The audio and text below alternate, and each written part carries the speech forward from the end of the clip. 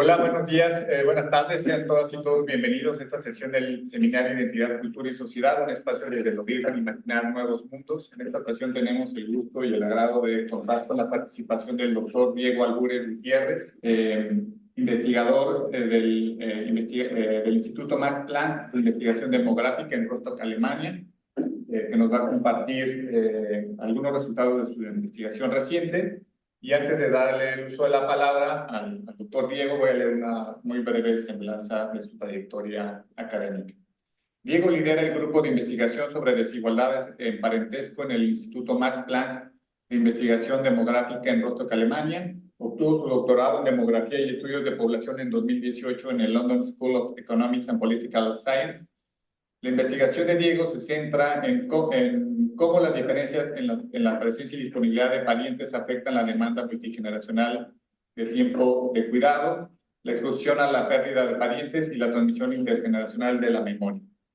Aboga por el estudio del parentesco en demografía desde una perspectiva empírica, teórica y metodológica, con un interés particular en mejorar nuestra comprensión de las poblaciones en el sur global. Y en esta ocasión tenemos el gusto de que nos comparta esta conferencia titulada El efecto duradero de los conflictos armados en el duelo familiar. Diego, bienvenido, muchísimas gracias y te escuchamos con atención.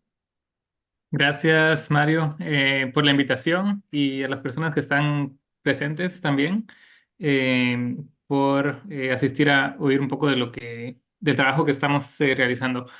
Lo que quiero compartir con ustedes es la investigación más reciente en la que estoy trabajando. Bueno, que terminamos hace poco un borrador ya como de este artículo y se centra en como que es una investigación que combina varios temas que me han interesado en los últimos años, entre ellos el tema de la violencia y el tema del parentesco.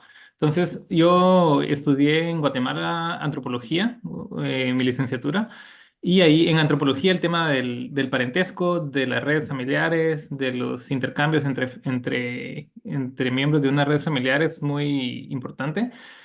Y a la vez hay un contexto muy presente de violencia, tanto violencia contemporánea, relacionada más que todo a crimen, pero también crimen organizado y cada vez más narcotráfico, pero a la vez tenemos como este legado de violencia de parte del Estado contra la población civil y en el contexto del conflicto armado guatemalteco. Entonces, eso fue un poco los temas que me comenzaron que me interesaron mucho cuando estaba estudiando la licenciatura y más adelante tuve la oportunidad de realizar estudios de doctorado en demografía y intenté combinar esos dos temas, ¿verdad? Como el conflicto armado en Guatemala y sobre todo el caso de genocidio, uno de los varios casos de genocidio durante el conflicto armado guatemalteco, pero intentar explorarlo no desde una perspectiva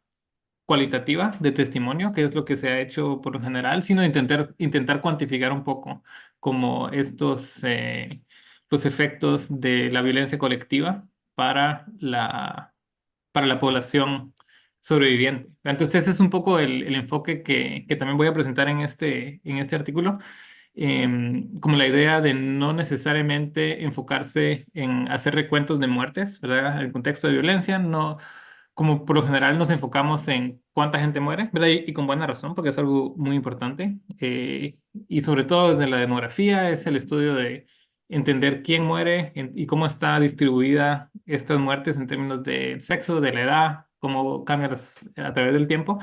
Y un poco el esfuerzo que estamos haciendo en este proyecto es de enfocarnos no en la gente que muere, sino en la gente que sobrevive. Y sobre todo de cuantificar cuál es el efecto de la violencia en las redes familiares de las personas que sobreviven, en este caso, la violencia.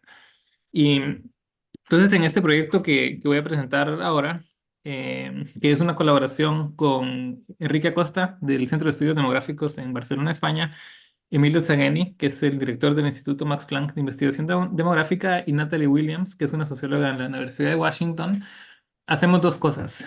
Por una parte, presentamos un nuevo marco metodológico para cuantificar como dice el título, el efecto duradero de los conflictos armados en el duelo familiar. Entonces es como una contribución que es mostrar cómo es que técnicamente podemos traducir información sobre muertes violentas, en el caso de conflictos armados, en este caso, y cómo podemos con esos datos generar estimaciones, dar una idea de la magnitud del duelo familiar. Y voy a hablar un poco en un rato de qué es, a qué me refiero con duelo familiar. Eso es por una parte. Y por la otra parte, aplicamos esta metodología para estudiar 4 casos de los conflictos armados más intensos en el sentido de mayor magnitud de la última década. Y eso es lo que voy a presentar y al final voy a hablar un poco de posibles extensiones a ese trabajo o aplicaciones a otros contextos. Y obviamente me gustaría oír su opinión sobre también cómo se podría aplicar a su contexto. En términos de la estructura de la presentación, es bastante estándar. Pero quiero comenzar con presentando a mis colaboradores, mis coautores, Emilio, Enrique y Natalie, sin quienes este proyecto no sería posible. Y sí creo que ninguno de ellos está aquí, pero van a ver el video más adelante cuando esté en YouTube. Entonces, para comenzar un poco con el planteamiento del problema, nos enfocamos en conflictos armados, porque los conflictos armados obviamente son dramas humanos que afectan a millones de personas. Y en cierto punto, después de la Segunda Guerra Mundial, hubo bastante optimismo respecto a que los conflictos armados iban en disminución y que se escribieron libros diciendo que era como una nueva era de paz mundial, pero en realidad lo que ha habido es una transformación de conflictos eh, interestatales o sea, guerras entre países, a conflictos internos. Y eso es como fue por mucho tiempo, hasta prácticamente los conflictos que acaparan bastante de la atención internacional ahora, como la invasión de Ucrania y el conflicto entre Israel y Palestina o Israel y Gaza actual. Entonces, esta predicción de que la violencia por conflicto armado iba a disminuir considerablemente después de los años 40, pues no es algo que ha ocurrido. Y de hecho, el año 2022, si se ve a nivel global, es el año en que hubo mayor mortalidad por conflicto desde el genocidio en Ruanda de 1994. Pero entonces, si ahora con los varios conflictos que voy a discutir ahora, también parece más bien que los conflictos armados son un fenómeno duradero, ¿verdad? Vamos a vivir con ellos por un tiempo. Y lo que nosotros estamos pensando en este proyecto es que queremos como cambiar un poco el enfoque de las muertes por conflicto, cuánta gente muere, a cómo es que esta muerte es experimentada por los sobrevivientes de la violencia, como mencioné. Entonces, ese es un primer paso. Y el segundo paso, que es un poco más conceptual, es comprender cómo es que esta experiencia de la pérdida familiar, de qué consecuencia tiene esta para esta forma de experimentar la violencia para las familias, para las sociedades, ¿verdad? A medida em, que esos fenómenos pues, se siguen viviendo en distintos contextos. Y creo que no, bueno, es algo que en el contexto actual no es necesario motivar mucho, ¿verdad? Porque se oye mucho sobre no solo cuánta gente está muriendo, sino que cada vez más se le da un énfasis a que estas muertes generan una generación de huérfanos o de gente que pierde a distintos miembros de la familia. Entonces, en ese estudio, el objetivo principal es destacar estos costos humanos de, generados por los conflictos armados y que perduran a través del tiempo, como voy a mostrar cuando pase un poco los resultados.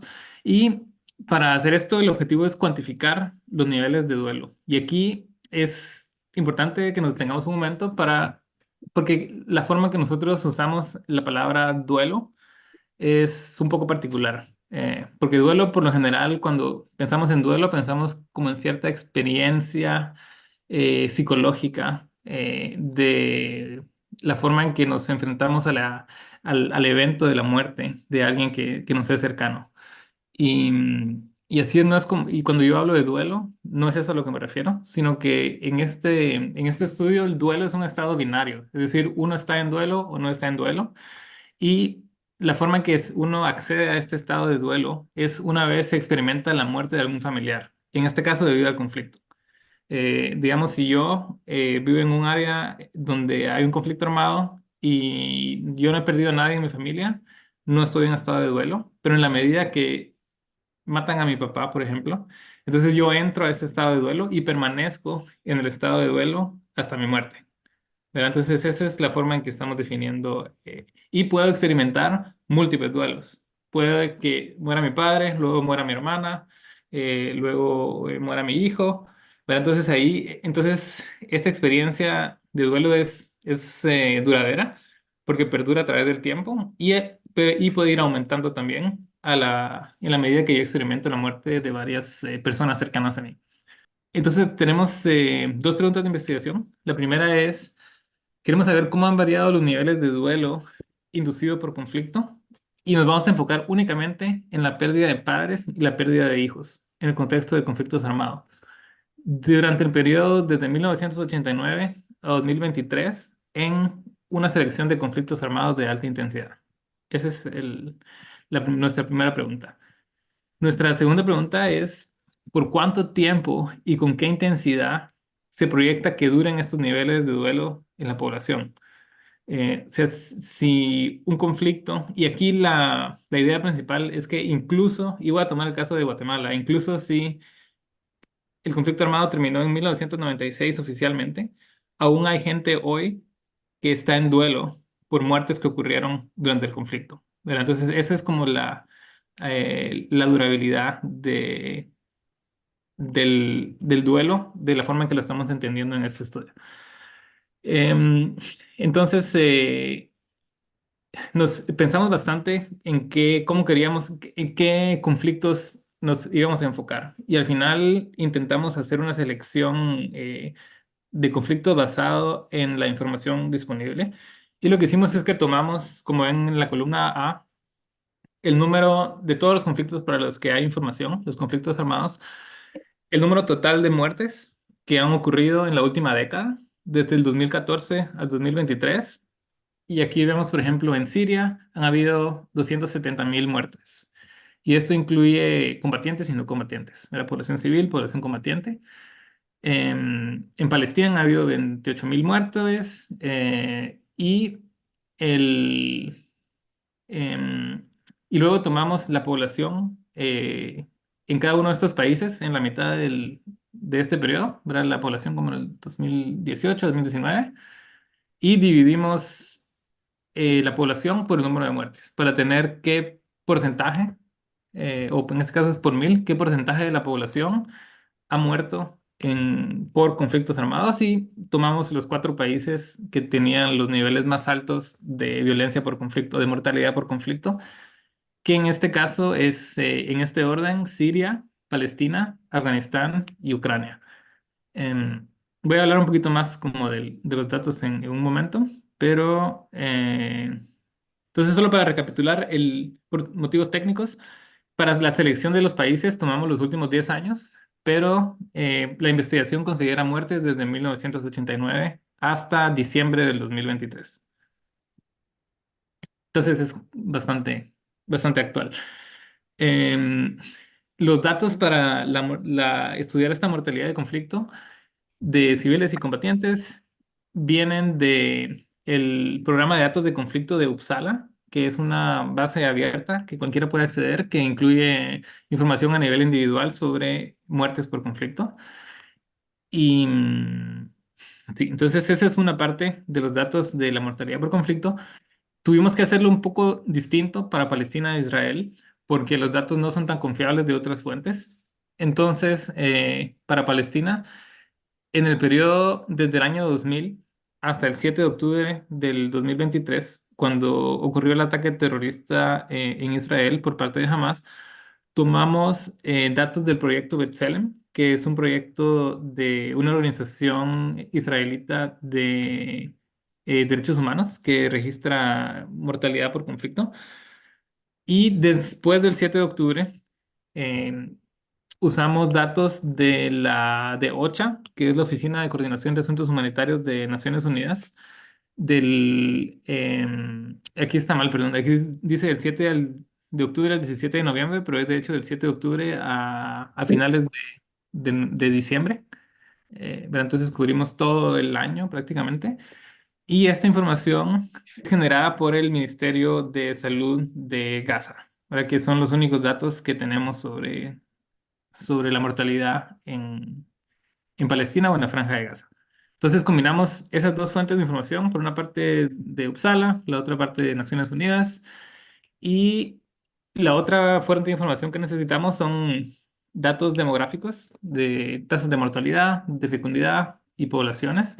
Y para esto usamos datos de Naciones Unidas también, de la perspectiva de la población mundial, World Population Prospects, que es un compendio de estadísticas demográficas que genera Naciones Unidas, que incluye tanto periodos históricos, desde 1950 hasta 2022, y proyecciones hasta el final de este siglo, hasta el 2100. Pero entonces son como los varios componentes que necesitamos para el estudio. Y como les dije, parte de la contribución de este estudio es que presentamos una metodología también para cuantificar este duelo familiar. Entonces no voy a entrar en mucho detalle, pero sí quiero explicar cuál es la lógica de las estimaciones, cómo es que llegamos a las estimaciones de duelo que les voy a mostrar. Y para esto, me gustaría que consideren una población muy pequeña, de 1, 2, 3, 4, 5, 6, de 7 personas, ¿verdad? Aquí cada círculo es una persona y cada una de estas personas tiene una edad. Esto es esta persona A tiene 35 años, B tiene 35 y C tiene 5 años, y estos son árboles familiares, ¿verdad? Entonces A y B son los padres de C y D. E y F son los padres de G. Entonces, esta es como una población de ejemplo, que vamos a usar como ejemplo. Ahora, esto se puede representar también de esta forma, que es lo mismo, ¿verdad? A y B, hay una flecha que va de A a C, porque A es padre de C. Hay una que va de C a A, porque C es hijo de A. Pero entonces, esta representación es equivalente a esta. Bueno, entonces tenemos esta población. Ahora, enfocémonos únicamente en los vínculos que van de padres a hijos, ¿verdad? Una flecha de A a C indica que A es padre de C, y B es madre de D, y B es madre de C. Entonces, imaginemos que hay un conflicto en esta población y muere C, ¿verdad? Que tiene 5 años. Entonces, si C muere, eso quiere decir que se rompen dos vínculos familiares. Se rompe el vínculo que va de A a C, y se rompe el vínculo que va de B a C, ¿verdad? Porque murió C. Entonces, hay dos padres que pierden un hijo. Entonces, como se perdieron estos dos vínculos, digamos que quisiéramos saber cuál es la pérdida de hijos para padres que tienen 35 años. Y la forma en que haríamos este cálculo sería: en la población hay tres personas que tienen 35 años. Hay tres padres que tienen 35 años. Entonces, esto es lo que en demografía llamamos la población en riesgo, que es cuánta gente está en riesgo de perder un hijo, cuánta gente de 35 años está en riesgo de perder un hijo. Y en este caso son tres. O sea, hay otro padre, pero ese padre tiene 40, entonces no lo consideramos. Y esto lo ponemos en el denominador de nuestra fracción, de la fracción, y en el numerador ponemos el número de vínculos que fueron disueltos, que fueron destruidos por la mortalidad del conflicto. Entonces tenemos un valor de 2 tercios. Y 2 tercios es el número promedio de hijos perdidos por persona debido a conflicto para padres que tienen 35 años. O lo podemos también ver como el riesgo de perder un hijo debido al conflicto para padres que tienen 35 años. Em, y repetimos el ejercicio ahora, solo que viéndolo no desde el punto de vista de padres que pierden a un hijo, sino de hijos que pierden algún padre. Entonces la lógica es similar. Supongamos que en esta población las flechas ahora muestran vínculos de hijos a padres, ¿verdad? C es hijo de B y C es hijo de A. Entonces, ahora en esta población, A muere por el conflicto, ¿verdad? La persona A muere y eso quiere decir que se disuelve un vínculo nada más, que es el vínculo que va de C para A. Y bueno, porque ahora lo que queremos ver es cuántas pérdidas de padres son experimentadas por hijos que tienen 5 años.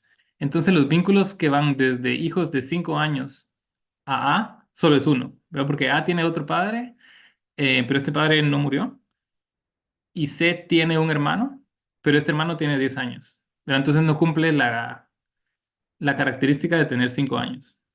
Entonces, hacemos el mismo ejercicio, que es que en el denominador de la fracción nos preguntamos cuánta gente está en riesgo de perder, cuántos niños de 5 años están en riesgo de perder un padre.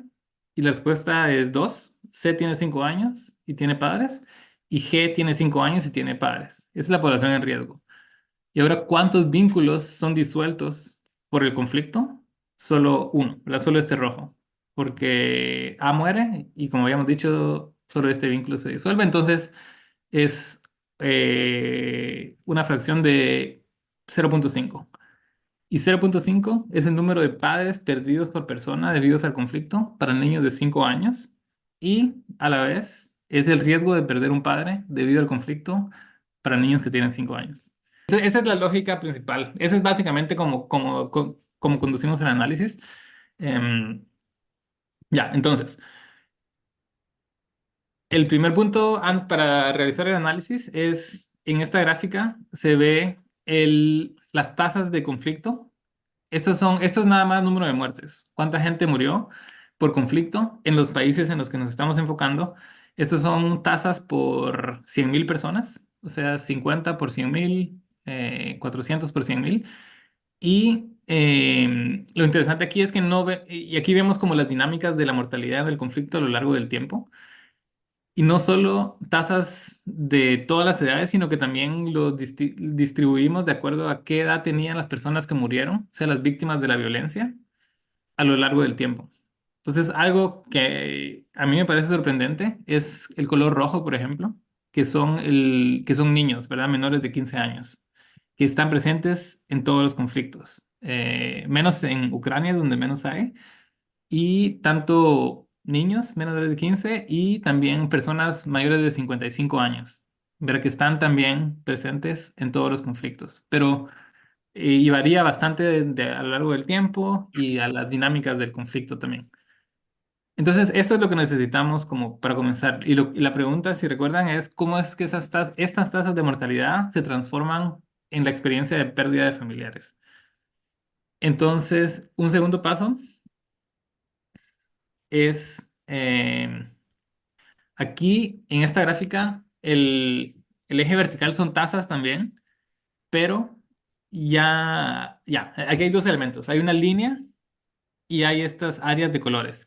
La línea negra es exactamente lo mismo que estas tasas en la diapositiva, en esta diapositiva. Estas tasas, como el nivel absoluto es el valor más alto de cada una de estas gráficas, es lo que está mostrado aquí como una línea negra.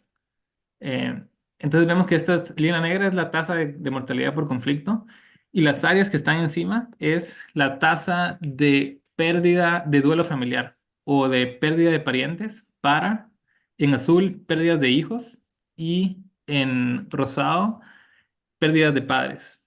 Entonces lo primero que vemos es que las tasas de pérdida de hijos, de las tasas de duelo, siempre son mayores que las tasas de mortalidad. Y eso es algo que cuando uno lo piensa es un poco obvio, porque por cada persona que muere, puede que varios padres experimenten esa muerte o que varios hijos experimenten esa muerte. O sea, si una persona de 20 años muere, es posible que sus dos padres estén vivos. Entonces la tasa de pérdida familiar de gente que perdió a un hijo va a ser mayor que uno. ¿verdad? Porque las muertes tienen un efecto multiplicativo una vez consideramos la estructura de las familias. Em, entonces, ese es como un primer hallazgo, que las tasas de pérdidas de padres e hijos son mayores a las tasas de mortalidad, porque muchas personas tienen más de un padre y más de un hijo. La medida en que las tasas de mortalidad se van a traducir en pérdida de hijos o de padres depende de qué edad tiene la víctima. Si muere un niño de 5 años, no va a dejar a nadie huérfano, digamos. Y también de las estructuras familiares, ¿verdad? Si muere alguien en un contexto donde las familias son grandes, eso se va a traducir en mayores pérdidas que si alguien muere en un contexto en que las familias son más pequeñas. Em, Ese es un segundo. Solo tengo 3 gráficas. Tengo 4 gráficas. Esa es la segunda gráfica de las 4. Y lo que esta gráfica nos muestra es, imaginemos que vemos en el 2023, al final del 2023, tomamos una foto de la población en cada una de estas poblaciones. Y vemos en la línea, bueno, entonces el eje X aquí es la edad de las personas en el año 2023 entre paréntesis, o lo que es lo mismo el año de nacimiento. Verá, la gente en el 2023 que nació en el 2020 tenía 3 años de edad, que nació en el 2010 tenía 13 años de edad. Y los valores en el eje Y son las tasas de pérdidas de hijos en azul, padres en rojo y la suma de ambos en, no sé qué es esto, morado. Entonces, lo que estamos haciendo es que estamos tomando una foto del 2023. Otra forma de verlo es, si en el 2023 le preguntamos a todas las personas que están vivas, ¿a usted le han matado un hijo, le han matado un padre en el conflicto? En cualquier momento de su vida. Estos son los números que observaríamos. Por ejemplo, para azul, vemos que la gente que es joven, o sea, que está entre 3 y 43 años de edad, hay muy pocas personas han experimentado la muerte de un hijo. Pero es lo que tiene sentido, porque uno como que comienza a tener hijos cuando es mayor. Y a la medida que nos vamos a edades mayores, entonces es mayor la prevalencia de haber experimentado en cualquier momento de la vida la muerte de un hijo. Mientras que si vemos para la línea roja, que es la muerte de padres, es al revés, ¿verdad? Como que la gente más joven es la que es más probable que haya perdido algún padre a lo largo de su vida. Y pues aquí hay mucho que ver, pero lo que sorprende, a mí me sorprende, son los valores altos para Siria. Cada 20 sirios había perdido un padre en el conflicto armado. Y de la misma manera, uno de cada 20 sirios había perdido un hijo por el conflicto. En Afganistán es uno de cada 50 afganos ha perdido un padre por el conflicto, uno de cada 65 afganos ha perdido un hijo por el conflicto y así se pueden interpretar estos números. Y ahora si vemos no en el 2023, sino en el 2050, ¿verdad? En 25 años, igual uno de cada 40 sirios va a haber experimentado la muerte de un padre debido al conflicto. Y todas estas muertes ocurrieron del 2023 para atrás, ¿verdad? Porque tenemos esta premisa de que no hay muertes después del 2023. Entonces, lo que se ve aquí es que incluso después de 25 años de que concluyó un conflicto, todavía o sea, uno de cada 40 personas es considerable aún, ¿verdad? Y eso es de que el conflicto ya terminó hace 25 años en este caso. Em, entonces, para resumir los resultados, intenté mostrar que el duelo familiar, primero, siempre es mayor que la mortalidad por conflicto, porque tiene un efecto multiplicativo. Segundo, que los niveles de duelo por conflicto son altos y esto se debe a que el duelo se acumula a lo largo de la vida y a lo largo del tiempo. Y también, como se ve en esta gráfica, o sea, sí va disminuyendo a medida que nos movemos al futuro y va disminuyendo porque la población crece, hay gente que muere, ¿verdad? Quizá yo experimenté la muerte de un hijo, pero yo me voy a morir en un par de años, entonces esa memoria se va a ir perdiendo y nace nueva gente que no perdió a nadie. Y finalmente, mostramos que proyectamos que van a haber niveles perdurables de duelo, incluso si todos los conflictos armados terminaran inmediatamente. Entonces, ¿por qué importa esto? Por una parte, nosotros vemos desde un punto de vista de salud pública, hay cohortes de sobrevivientes afectados por el trauma de haber experimentado la muerte de algún pariente y requieren de apoyo en términos de salud mental. Y esto es algo que no es únicamente hoy, sino que se necesita de un esfuerzo constante para proveer este apoyo en los próximos años o décadas. Esto es a nivel de salud pública, pero también creemos que tiene consecuencias para la sociedad y para el aspecto político de los conflictos. Por una parte, esta prevalencia del duelo, que es algo que podemos pensar como una forma de memoria demográfica, ¿verdad? Que persiste en las poblaciones, también va a influir la forma en que se genera una memoria histórica de los eventos. ¿Verdad? Si mientras haya más gente que tiene una conexión directa con el conflicto, esto puede influir la forma en que generaciones futuras también recuerdan el evento y se relacionan con los actores que estuvieron involucrados.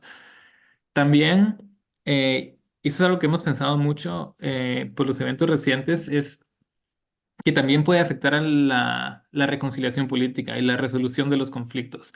En el contexto en que una gran proporción de la población puede identificar a algún miembro de su familia que ha muerto, en el contexto de un contexto armado específico, en la medida que ese número es mayor, que esa proporción es mayor, creemos nosotros que eso puede estar indirectamente relacionado a la efectividad de medidas para promover la reconciliación y la resolución de un conflicto. Y, y, y el tema aquí es que no es solo las muertes que ocurren hoy, sino que mientras más tiempo dura un conflicto, con altos niveles de mortalidad se van incrementando esta proporción de la gente que tiene una conexión familiar con el evento. Bueno, nuestro estudio es un ejercicio numérico, tiene varias limitaciones. Las principales es que no consideramos la migración forzada, el desplazamiento forzado, por temas de datos, ¿verdad? Que no tenemos esa información. Y a la vez mostramos promedios a nivel de país, ¿verdad? Como hace poco hablábamos del caso de Michoacán y claro que si se ve algo a nivel de México y a nivel subnacional, va a ser distinto también. Pero para este caso no teníamos datos a nivel subnacional. Y la sobremortalidad o la mortalidad por conflicto tiende a estar agrupado, tiende a estar concentrada en ciertos grupos de la población y nosotros asumimos que está distribuida homogéneamente. Pensando un poco como en qué se puede, como, en qué dirección se podría mover uno con estos trabajos.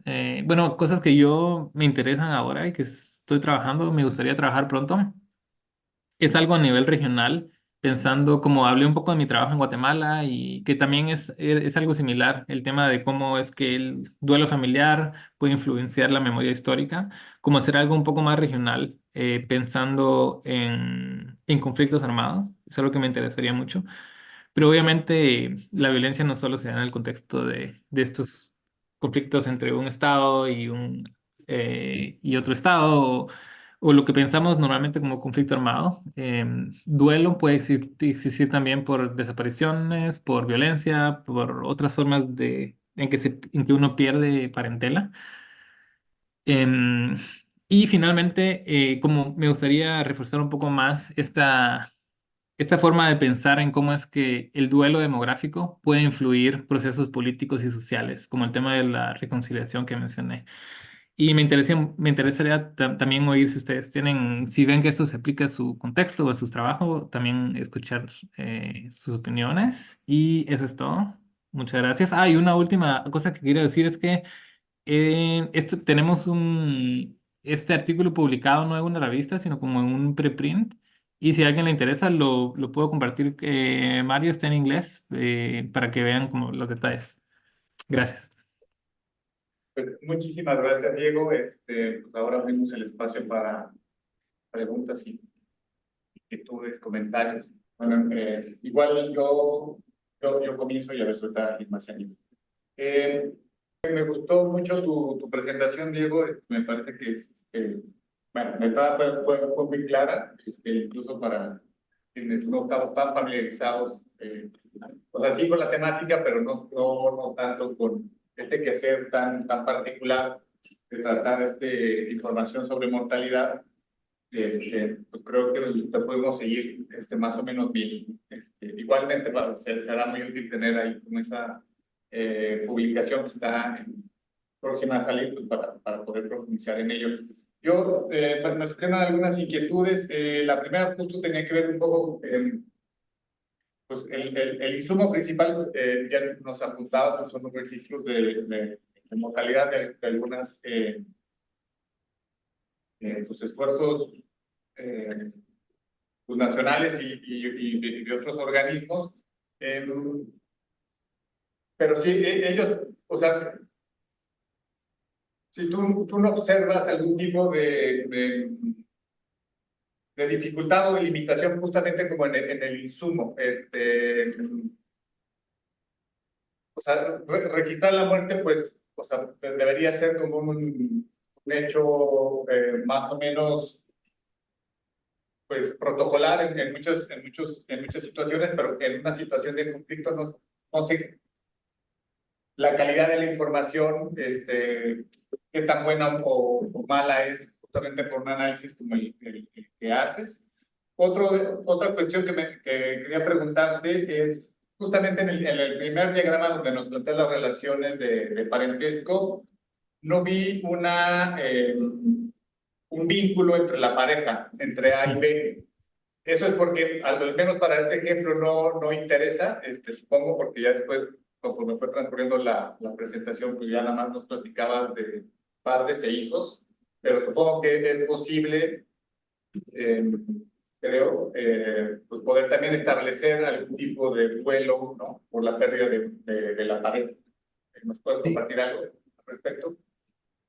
Claro, bueno, la primera pregunta sobre los datos es un buen punto y es el, pienso yo, el punto más débil del proyecto, porque pues nos sentimos bastante cómodos con la metodología, pero obviamente, como cualquier conclusión, cualquier resultado que mostremos va a depender de la calidad de los datos y, en efecto, sobre todo cuando estamos hablando de temas en contextos de conflictos armados, eh, hay mucha incertidumbre respecto a la calidad de los datos. Y en este caso, bueno, los datos que usamos de Uppsala, de hecho, no es una fuente oficial, ¿verdad? Sino que ellos lo que hacen es que se recopilan todas las fuentes posibles que registren muertes. Y esto incluye estadísticas oficiales, pero también reportes de prensa. eh, bueno, yo creo que es principalmente fuentes oficiales, reportes de prensa, organismos internacionales y se hace un esfuerzo por identificar casos duplicados y mostrar casos únicos, pero obviamente no es una fuente perfecta.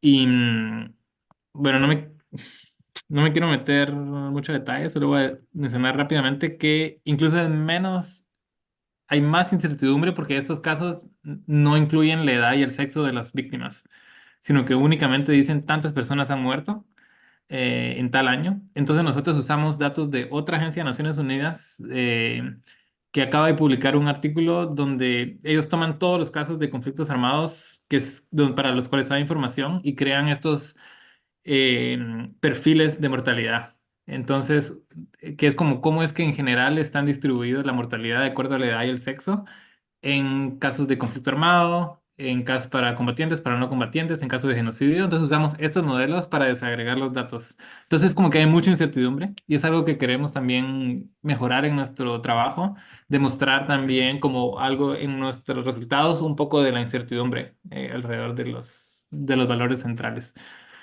Claro que sí, en un caso como el mexicano, que según entiendo habría información de mayor calidad, pues es algo que, aunque no sea perfecto, pero que ya como que sería una mejora considerable respecto a los datos que tenemos acá. La pregunta sobre parejas es un poco complicado. O sea, ahorita no están incluidos parejas porque no es relevante para el enfoque del estudio, que era padres e hijos. Pero pero no las incluimos porque es muy difícil de modelar las parejas.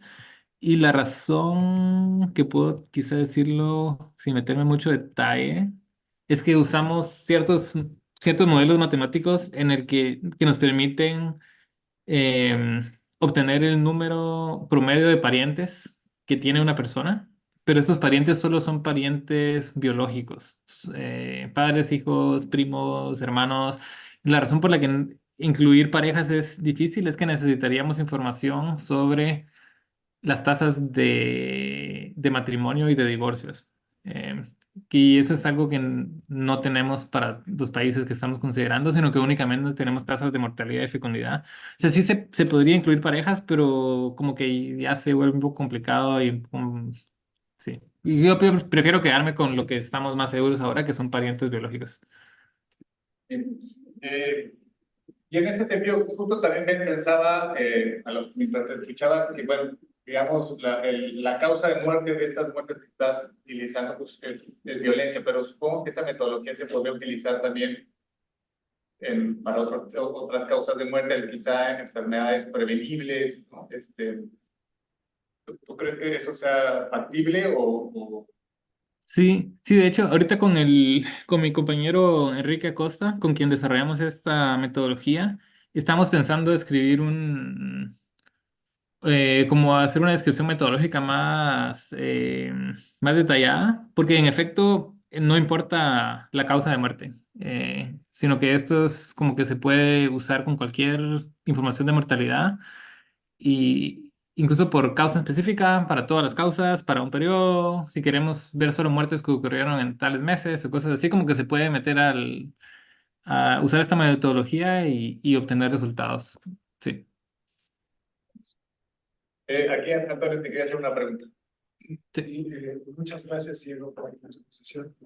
Eh, a lo mejor mi pregunta es un poco impertinente porque el acercamiento que hacen ustedes es cuantitativo, pero quiero simplemente estar seguro de si consideran ustedes que el duelo persiste mientras la persona siga viviendo. No, no estudian casos en que, digamos, la situación de duelo, que es una situación a fin de cuentas personal, pueda mitigarse, menguarse por diferentes factores y eventualmente uno podría decir, ya no estoy en duelo. Ya un niño que pierde a su padre, pues a los 30, a los 40 años, a lo mejor ya no se siente en duelo, pero esto es una cosa seguramente cualitativa. Eh, y por eso también es impertinente que te pregunte que parece que se toman los mismos criterios exactamente para todos los países. No hay ninguna diferencia en la duración del duelo entre unos países y otros, etc. Y también esto se me suscitó por esto que estaba en la línea al final que decías, promedios a nivel de país, no hay heterogeneidad. No entendí exactamente a qué se refiere esta homogeneidad Ujú, en los promedios a nivel de país. ujú. Muchas gracias. Sí, gracias. Son dos preguntas muy buenas y para nada impertinentes. Para comenzar a responder a la primera pregunta, en nuestra metodología, en nuestra forma de pensar sobre este problema, el duelo, el duelo es eterno, en el sentido que si alguien experimenta la muerte de un padre cuando tiene 0 años, va a cargar ese duelo a lo largo de toda la vida. Y sin embargo, cuando vemos aquí que a partir del 2023, cuando asumimos que ya nadie se muere, los valores van cayendo. Y la razón por la que los valores caen es porque el duelo muere con la persona. Pero ese es un punto. Como que si yo experimenté la muerte de mi padre y yo muero, como que esa experiencia de duelo se pierde. Em, y bueno, y por otras razones, como por ejemplo, puede que nazcan nuevos niños y cuando un niño nace, pues viene sin duelo y si ya se acabó el conflicto, pues no va a haber mayor duelo. Entonces poco a poco se va a ir disminuyendo. Em, lo que mencionas sobre que puede que yo supere ese duelo en algún punto de mi vida, es algo que hemos pensado también, pero quizá yo no sé cómo, porque podríamos, como pensándolo y técnicamente. se podría incluir una función como que el duelo disminuye de forma constante de acuerdo a cierta función logarítmica a lo largo de la vida, de manera que cuando uno lo experimenta está 100% y a medida que uno va envejeciendo, como que va disminuyendo la cantidad de duelo. Pero me parece que esa decisión sería un poco arbitraria, porque como mencionas, depende mucho del contexto cultural, de cómo es que se comprende el duelo. Entonces creo que nuestra forma de de acercarnos al problema fue primero de ser claras y decir nuestra definición de duelo no es como la definición coloquial de duelo. Pero ahí quizá podríamos usar otra palabra también para que no se confunda con esa, sino que es este estado binario de ha perdido a alguien o no ha perdido a alguien. Y yo creo que quizás si se hace en un contexto más específico, donde comprendamos mejor estas dinámicas, quizás se podría incluir como ese elemento de olvido, ¿verdad? Que se vaya olvidando el duelo. Pero yo creo que no es un problema técnico, sino que es un problema como de dónde sacamos esa información. No sé, hay como en encuestas que le pregunten a la gente qué tanto piensa, qué tan a menudo piensa sobre su padre muerto, algo así, no sé. Claro, Es un hay punto, no sé. estudios intensísimos y profundísimos de otro carácter. Sí. Perdón, ¿podría repetir? No escuché. Eh, Digo, lo que comenté al final, Ujú, sí, digo, que eso que dices, de estudiar realmente, eh, tener datos sobre esto que decía yo, de la reducción paulatina del duelo, el efecto realmente psicológico, etcétera, pues requeriría unos estudios intensísimos de otro carácter, psicológico, cultural, personal incluso, claro. unas encuestas intensísimas en todos estos países. Entonces, es un estudio muchísimo más difícil. Sí, sí, yo creo que el punto también que queríamos hacer aquí era más, es como en parte conceptual, de nada más decir que el duelo perdura y que mientras más largo un conflicto, más se va a ir acumulando ese duelo. Y claro, a medida que nos movemos hacia el futuro es bastante incierto por muchas razones. Eh, sí, y ahí, bueno, eso tal vez debería incluirlo también como en la limitación, ¿verdad? Que no podemos ver este otro em, proceso. Y respecto a la segunda pregunta, a la heterogeneidad. Sí, bueno, el tema de la heterogeneidad es también técnico y es esta idea que si pensamos como en un conflicto armado, nosotros estamos asumiendo que la mortalidad del conflicto está distribuida de manera homogénea entre toda la población. O sea, todas las personas tienen la misma probabilidad de morir por el conflicto. Pero de hecho sabemos que en la realidad que no es así, porque hay siempre ciertos grupos que son más vulnerables. Y por lo general, y bueno, aquí puedo de hecho mostrarlo para el caso de Palestina. No sé qué, es un poco mala la resolución, pero esto es un reporte generado por OCHA, también de Naciones Unidas, donde en cierto punto, del 7 de octubre al 5 de noviembre, habían habido 9.000 muertes en la franja de Gaza, y de esas 9.000 muertes, habían 190 familias que habían perdido más de 10 miembros de su familia. 130 familias perdieron de 6 a 9 miembros de la familia y 400 familias de 2 a 5 integrantes. Y hay muchísimas familias que no perdieron a ningún integrante. Pero entonces eso es a lo que se refiere un poco a esta idea de homogeneidad y heterogeneidad, que dentro de las familias hay ciertas familias que van a perder a muchos familiares y ciertas familias que no van a perder a ningún familiar. Y eso es algo que nosotros no consideramos, sino que tomamos el promedio. Emiliano tiene también una pregunta. En realidad no es relacionada con la que se han tenido, ¿no? Al principio, y con el concepto o noción que planteas en la última parte, en la última lámina, si no me equivoco, de tu trabajo, que es el de memoria histórica.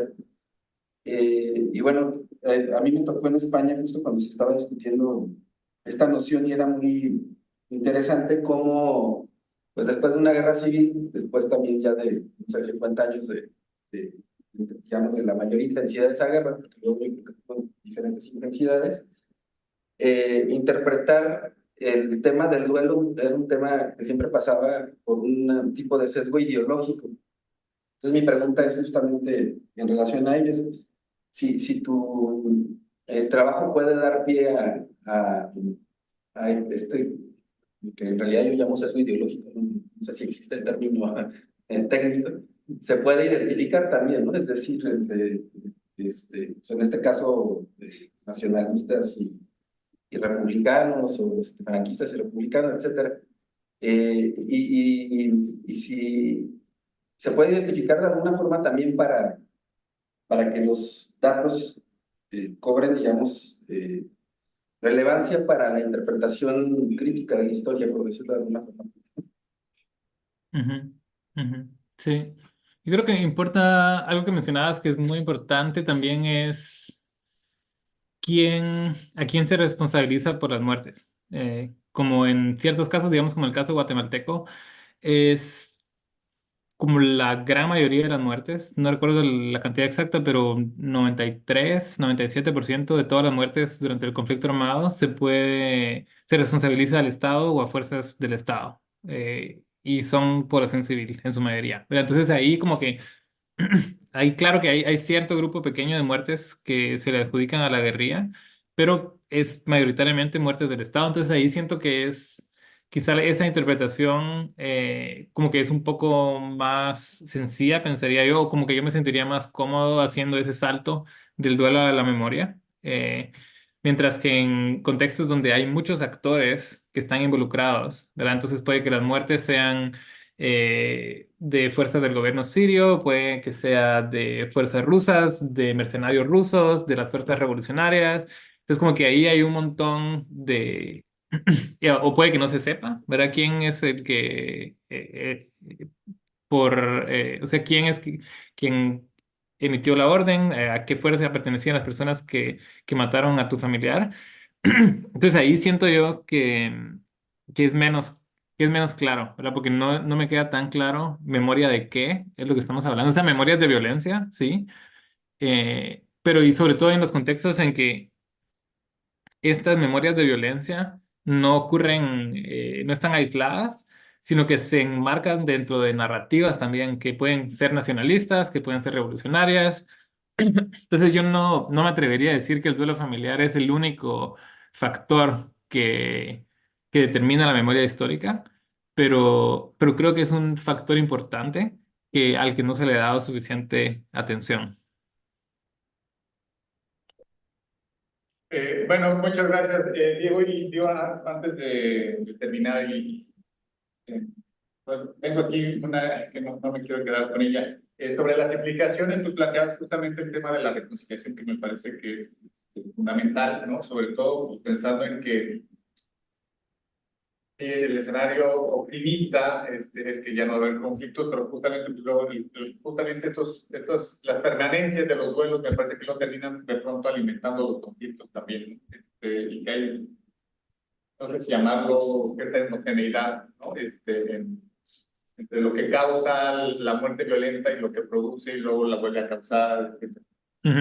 Pero también, bueno, también lo pensaba al final, tras escucharte, pues justamente, bueno, aquí lo pones en la parte de salud de los traumas y las afectaciones en términos de salud, pero yo creo que también pues, vinculado con un otro trabajo que tienes recientemente publicado, pues está el tema de los cuidados, ¿no? En- eh, pues justamente estas defunciones dentro de las familias, estas muertes violentas dentro de las familias, pues, que también van a tener un impacto sobre los cuidados en el futuro. Entonces, pero no sé si, digo, también como invitando igual a ver si nos puedes promocionar también tú. Este otro trabajo que incluso recibió la atención de la prensa en muchos lugares, ¿no? Si tú ves esa conexión, la nítida, o más bien yo la vi nítida porque o sea, eh, solamente tengo, digamos, la mirada de esta investigación a través de esta presentación que nos compartes. Sí, no, yo creo que sí hay una, creo que hay una conexión, yo diría hay dos conexiones, como una conexión es desde el punto de vista de las personas que experimentan la muerte de un familiar requieren cuidados especiales. Y esos cuidados, sobre todo si estamos hablando, porque estamos hablando de contextos en donde en muchas ocasiones no podemos esperar que el Estado proporcione esta atención, ¿verdad? Porque es un contexto de guerra. Entonces, muchos de los cuidados que requieren, ya sea los huérfanos, las personas huérfilas, va a depender de como que muchos de esos cuidados va a provenir de las redes familiares. Entonces, en la medida que se vayan disminuyendo, también afectando esas redes familiares y la provisión de cuidado por parte de familiares, eso va a afectar, digamos, la oferta de demanda, la disponibilidad de la oferta de cuidado, la disponibilidad de cuidado. Entonces, eso es una relación. La otra forma en que se relaciona, pensaría yo, es que o sea, por una parte hay una mayor demanda de cuidado, pero por otra también podemos pensar en el cuidado potencial que se pierde por la muerte de alguien. Tenemos también otro trabajo en curso donde vemos el, digamos, en demografía existe este concepto de años de vida perdidos, ¿verdad? Como que si alguien muere prematuramente, podría haber vivido ciertos años que ya no vivió porque murió prematuramente. Si lo pensamos en un contexto generacional, si una madre muere prematuramente, hay cierto número de años que pudo haber compartido con sus hijos. Y esos años ya no se van a vivir por la muerte de la madre o por la muerte del hijo. Entonces, como que podemos pensar también que la muerte violenta corta el tiempo que miembros de distintas generaciones podrían haber convivido y en el que se podrían haber dado también un intercambio de recursos, incluyendo apoyo físico, apoyo instrumental, apoyo económico, emocional. Entonces, esa es, pensaría yo, la segunda forma en que se conectan ambos temas. Bueno, pues muy bien, muchísimas gracias, Diego, por tu tiempo, por tu generosidad al compartirnos esta investigación que estás desarrollando con tus colegas del Max Plan. Pues un gusto tenerte aquí como invitado en nuestro seminario y pues nada, un aplauso. Muchas gracias a ustedes, un gran gusto compartir y cualquier cosa tienen ahí mi correo y seguimos en comunicación. Muchas gracias. Pues también agradezco a la gente que nos acompañó aquí en la sala, a los colegas que nos acompañaron en la sesión de Zoom y a las personas que nos acompañaron también en la transmisión de YouTube y de Facebook. Muchas gracias y estamos en contacto. Muchas gracias. Gracias, buenas tardes. Hasta luego. Muchas gracias.